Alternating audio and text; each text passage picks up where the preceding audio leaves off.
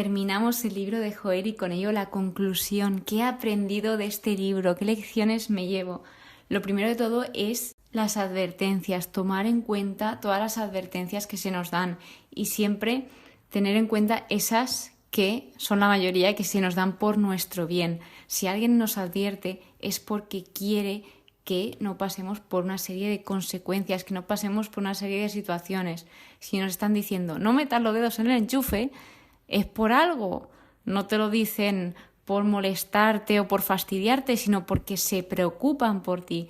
Entonces creo que uno de los temas principales, a pesar de tratar bastante el día de Yahvé, el día del Señor, es esa advertencia, porque si el Señor está advirtiendo a través de sus profetas el juicio, es porque quiere a su pueblo, porque quiere que ellos lo sepan y les quiere dar una oportunidad, porque cada vez que el Señor advierte y anuncia ese juicio venidero, es porque ama a su pueblo, porque les dice, va a venir esto, pero tenéis la opción de arrepentiros, tenéis esa oportunidad, de vosotros depende si aprovecharla o rechazarla. Así que, como dice el refrán, quien avisa no es traidor. También se llama a la escucha, a que prestemos atención, a que estemos atentos. Algo que me gusta muchísimo de este libro es que dice algo y dice cómo hacer ese algo, porque imaginaos el pueblo del Señor ahí que llega el profeta Joel y les dice, tenéis que arrepentiros y volver al Señor, pero ¿cómo hacemos esto? ¿Cómo nos arrepentimos? ¿De qué manera? Primero, lo principal es arrepentirse de todo corazón. Y la otra cosa que les dijo es con ayuno y oración, además de que estuviesen reunidos. Imaginaos, si la oración de una persona es poderosa, imaginaos la de 2 o más. Y eso tuvo su respectiva respuesta. El Señor respondió a su pueblo, escuchó y respondió. Entonces aquí vemos que Dios es atento, que Dios no pasa de nosotros ni nos ignora ni nos deja de lado, sino que Él escucha cada cosa que decimos, cada cosa que le hablamos, que le pedimos. Todo, Él es atento. Y vuelvo a destacar esa sinceridad, porque el Señor no quiere que hagamos las cosas por obligación, por hacer. Él quiere que las hagamos con sinceridad, de todo corazón. Si realmente nos arrepentimos, que lo hagamos de corazón. Si en este contexto se hablaba de ofrecer sacrificios, ofrecer ofrendas, que se hiciese de corazón, no por hacer y ya está, de no, yo hago esto y ya está. El Señor, como tengo que hacer esto, es esto y ya está. No, es hacerlo de todo corazón. El pecado vemos cómo nos aleja del Señor, nos aleja de la alegría, de la felicidad, de la plenitud.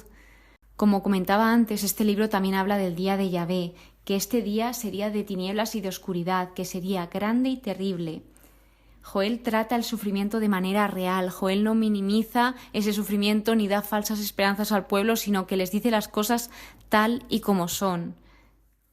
Cuando no nos quede nada que hacer, ojo con este punto, lo único que nos queda es orar. Cuando ya no sepas qué hacer con una situación, cuando te veas desesperado, desesperada, lo único que nos queda es rezar, hablar con el Señor, decirle, Señor, con esto no puedo, ayúdame con esta situación, tú que todo lo puedes, tú que todo lo sabes.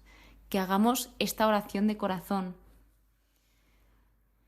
Hablaba del juicio, pero a pesar de que se anuncia juicio en este libro, cada juicio que se anuncia va seguido de una invitación tanto a pedir perdón como a volver al Señor, como a la penitencia. Y dice cómo hacer cada cosa de estas. Vuelve a salir como el Señor dice a su pueblo, no temáis, no temas.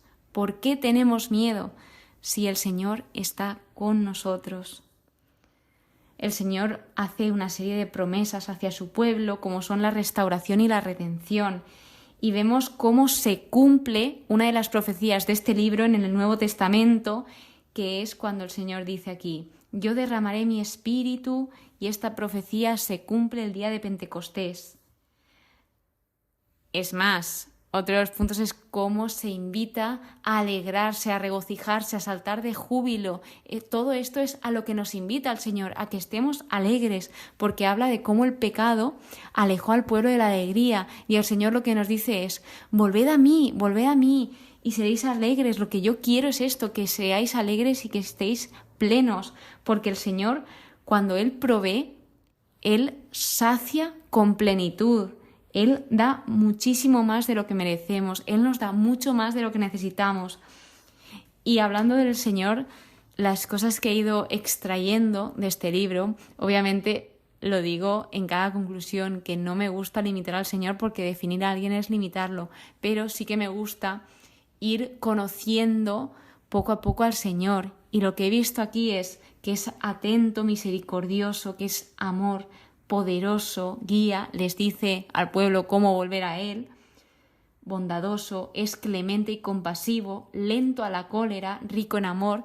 Se ve en este libro cómo abunda la misericordia más que la cólera del Señor, porque el Señor, cuando habla de la cólera, de su ira, es porque Él quiere hacer justicia y porque le duele la maldad que hay en el mundo. Por eso el Señor dice que es lento a la cólera, pero teniendo en mente que es justo. Entonces, si Él tiene que hacer justicia, la hará.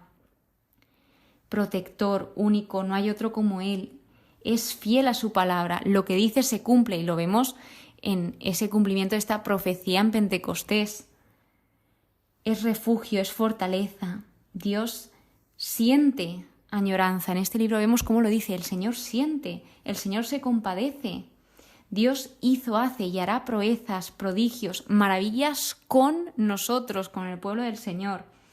Dios envía cada cosa en su medida, a su tiempo.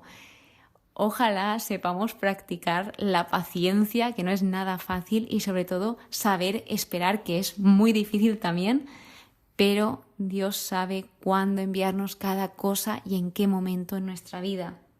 Dios compensa, Dios está en medio de su pueblo, Dios está con nosotros, Dios está ahí, Dios no se va. Nosotros tal vez sí que nos vayamos de su lado, pero Él siempre permanece contigo. De modo que, como un padre con su hijo, así es Dios con nosotros. Dios se preocupa por nosotros y nos advierte de cada cosa. Muchísimas gracias por estar aquí. Esto ha sido la conclusión de Joel, un libro más. Te espero en el siguiente episodio donde comenzaremos un nuevo libro. Estoy muy feliz de estar aquí. No me lo puedo creer que no queda nada para terminar el Antiguo Testamento. Nos quedan unos poquitos libros de los profetas menores y ya está ahí el Nuevo Testamento. Muchísimas gracias de nuevo. Espero que tengas muy buen día y que Dios te bendiga.